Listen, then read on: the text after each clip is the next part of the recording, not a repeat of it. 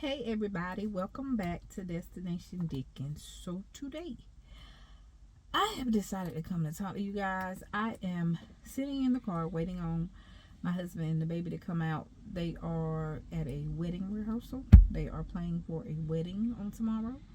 And so they are at the rehearsal. So I decided to come and talk to you guys while I had a little time, just me and y'all. And I wanted to talk about miscarriage, faith, and just life. Um, I had some people to comment on my video and to actually send an email inbox me, asking me questions about my journey to having our son, fertility issues, and all of that stuff. So I decided to put it all in one video, and maybe whoever you were, you know who you are, to ask the questions. You can come look at this video and you will see what my answers are.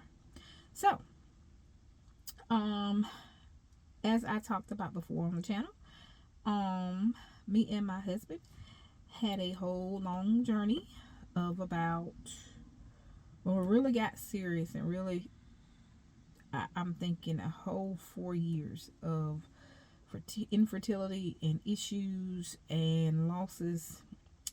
And I can be honest with you now, because I am stronger than I was back then. I am in a different place in my life with Christ. Back then, those losses, I felt like it was because I did something wrong, or because me and my husband did something wrong, or it's just not meant for us. But as I've gotten older and I've grown in Christ, I realized that it wasn't time. It just wasn't time. Even though I had been praying, we had been praying, felt like we were on one accord. When the losses happened, it really took a toll. And so I had gotten to the point where I had got depressed. I had angry. There's no need for me to lie. I was angry. I was upset because I'm doing everything I'm supposed to be doing. I'm living what I thought a Christian life. And so in my mind, when I ask, God's supposed to provide. And so we had our first miscarriage years ago. And then we had a miscarriage in November of 2013. Now, that miscarriage, it was hard for me because I was so happy when I found out I was pregnant. We didn't tell a lot of people, but we told some people, that, we were pregnant. And then when I had the miscarriage, it was like the wind was knocked out of me. I was upset. I was angry. It didn't feel good. And so after that miscarriage, it really took something out of me. We got pregnant again the following year. And this one, I'm not going to say it almost took me out, but it put me down. It took me really, really low because I had to end up having surgery because it was a tubal pregnancy, ectopic pregnancy. And the baby actually had a heartbeat the day I went to the doctor and found out that it was ectopic. The baby had a heartbeat, and they turned the monitor down so I wouldn't hear it because they already knew that it wasn't going to be a successful pregnancy. So I went home, got back to the hospital, got prepped for surgery, had surgery. They started out as a lap, 3 incisions, one on each side, right, left, and one in my navel. Come to find out the baby was too far down.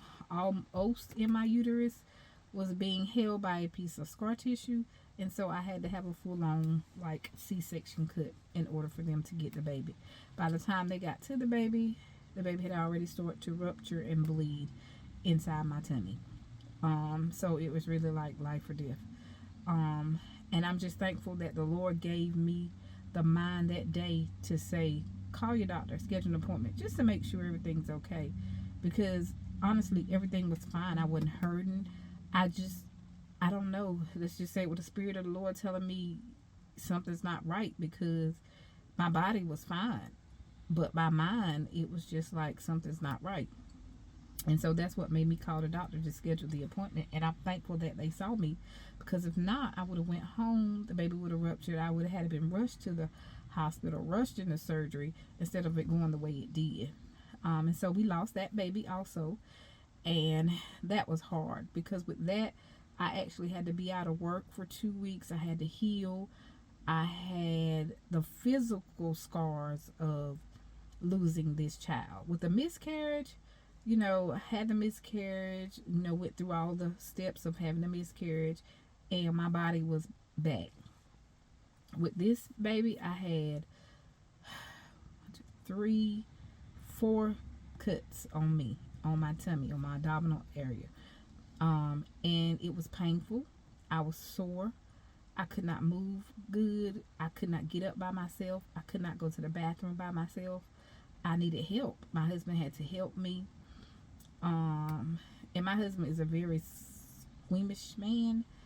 He does not like blood at all. But when I tell you he's a trooper, he stepped up. He helped me change pads. He helped me wash up. He helped me do everything without complaining. And I am so grateful that, he was there. But it was a rough time in my life mentally. It almost took me out mentally. And I had to pray, and I conversations with my mom, and she would tell me to have faith in God. He'll give you the desires of his heart in his time, desires of your heart in his timing. And so I had to literally put my faith in him and just trust solely in him.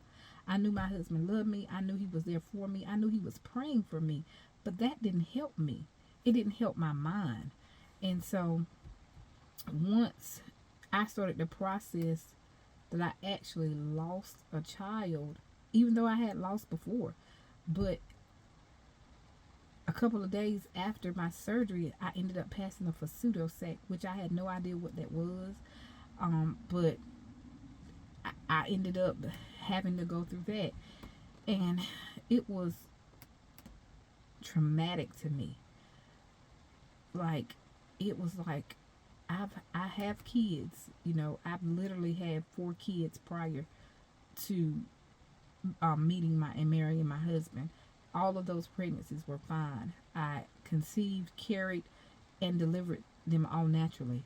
No issues at all.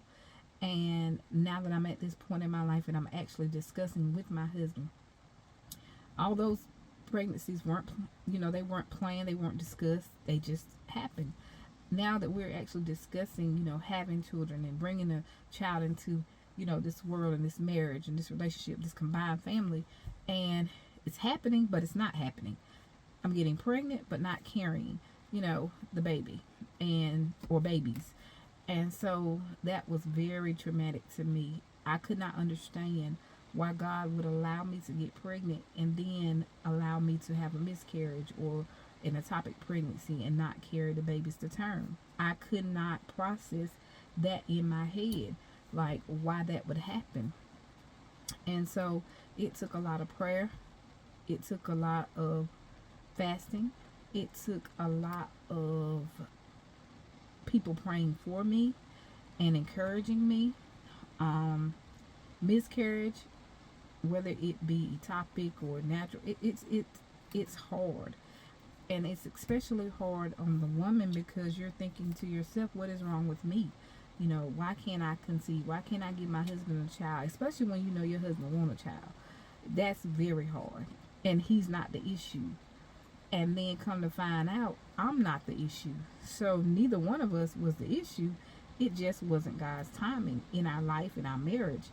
I believe that God wanted us to get stronger in our marriage and stronger in him before he blessed us with having a child, bringing a child into the marriage. You know how you start out doing something and you be like, in your mind, you want to do it, and then you be like, this ain't gonna work. And then stuff happens, and then, in the beginning of me and my husband's marriage, a lot of people don't know, we split up. They always say the first 5 years are the hardest. I mean, we actually split for, I don't know, a couple of days or whatever it was. And so all this while talking about having, or discussing having a child and all of this. And God was like, no, not bringing a child into this world, into that mess. Y'all need to get it together.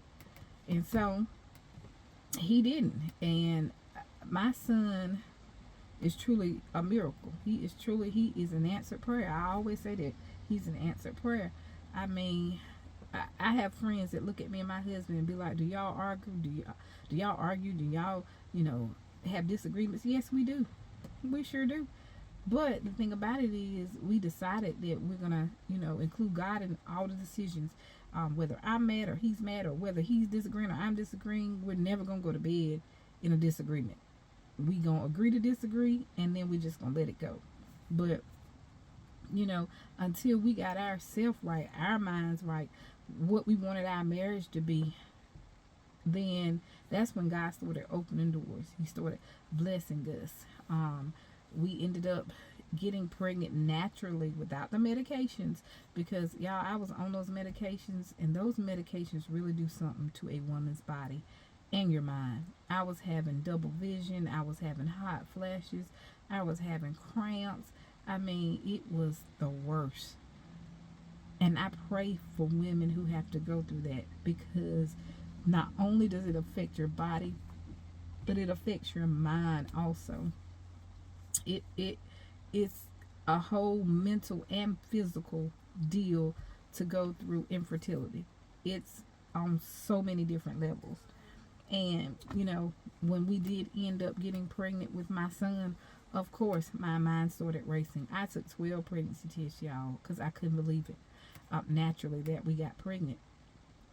And I should have known, because we got naturally pregnant naturally the first time, the second time, the ectopic, all those were natural. And so when we got pregnant this last time naturally, I should have known. It's all God, but when we get to that point in our lives where we trust him, we believe in him, but that faith is like this, we got some faith. It's hard, because everybody say faith the size of a mustard seed is all you need, and truly, that's the God's honest truth. I cannot say how much my faith has grown over the years, and I trust God, and I believe in him, and I know that all things in my life have worked together for my good. Life happens, and when it happens, what do we do? When life happens, what do? You can't stand still. You can't give up. You can't go crawl off in a dark corner. You got to trust God. You got to trust God that he knows what he's doing in your life, and he's going to work everything out for your good. Do you allow fear to set in?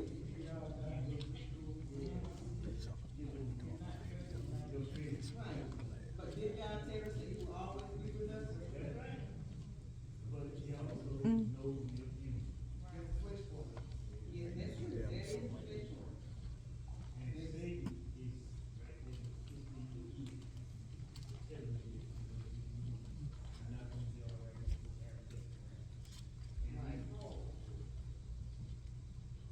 And we as Christians, we should know that we shouldn't have to live or worry about living in fear. But, is that good? It's 37, 38, 39, 40, 41, 42, 43, 44, 45, 46, 47, 48, 49, 50, 51, 52, 53, 54, 55, 56, 57, 58, 59, 60. Hey.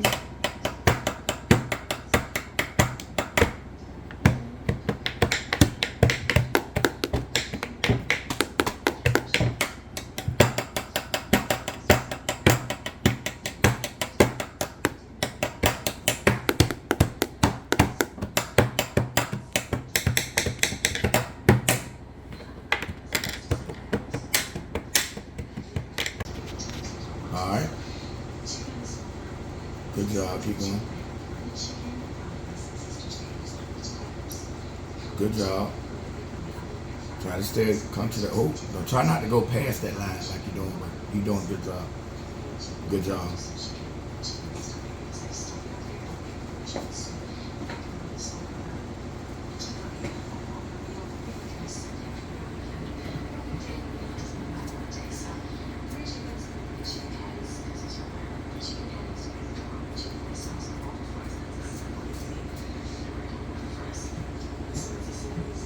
Good job.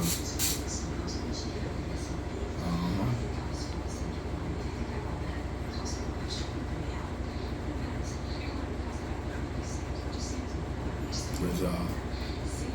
Lowercase.